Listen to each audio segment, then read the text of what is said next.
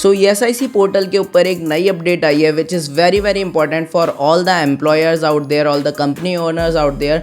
So if you are one of them, keep watching the video.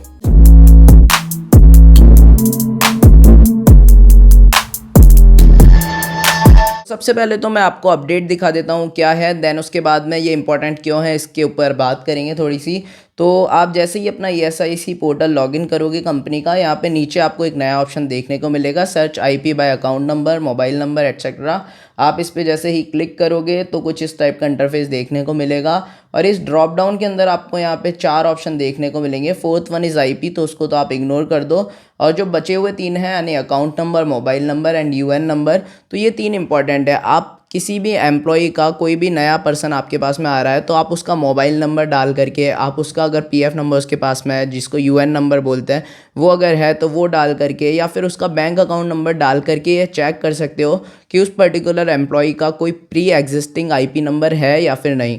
और अगर IP number उसका pre existing है तो आपको वो ही IP नंबर अपनी कंपनी में उस एम्प्लॉई का जोड़ना है, सो दैट उसकी जो पुरानी सर्विस थी और पुराने बेनिफिट्स थे वो जो अनलॉक हो चुके थे वो अनलॉक ही रहे और वो अपने पुराने IP नंबर की ही सर्विस को कंटिन्यू करता चला जाए. अब ये ज़रूरी इसलिए है बिकॉज ESIC के अंदर कुछ बेनिफिट्स ऐसे होते हैं जो एक पर्टिकुलर सर्विस पीरियड के बाद में ही अनलॉक होते हैं.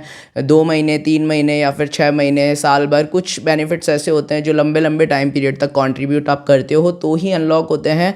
तो अगर ऐसे केस में आपके पास में कोई एम्प्लॉई आता है जिसने 2-3 साल, 5 साल तक पहले कंट्रीब्यूशन कर रखा है लेकिन उसको अपना IP नंबर नहीं पता और आप उसको उस केस में एक नया IP नंबर अपनी कंपनी में अलॉट कर देते हो, तो वो जो 5 साल की सर्विस थी और जो बेनिफिट्स अनलॉक हो गए थे वो पूरा वेस्ट हो जाएगा और उसको एक नए सिरे से वेट करना पड़ेगा, एक नए सर्विंग पीरियड को सर्व करना पड़ेगा वो सारे बेनिफिट्स अनलॉक करने के लिए.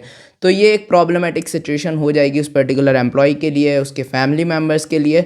तो मेक श्योर आप इस ऑप्शन को ज़रूर यूटिलाइज़ करें. उसका अगर कोई प्री एग्जिस्टिंग IP नंबर है तो उसको ज़रूर चेकआउट करें और वो ही सीड करें जिससे कि वो एम्प्लॉय बिना रुके अपने सारे बेनिफिट्स ESIC के ले सके.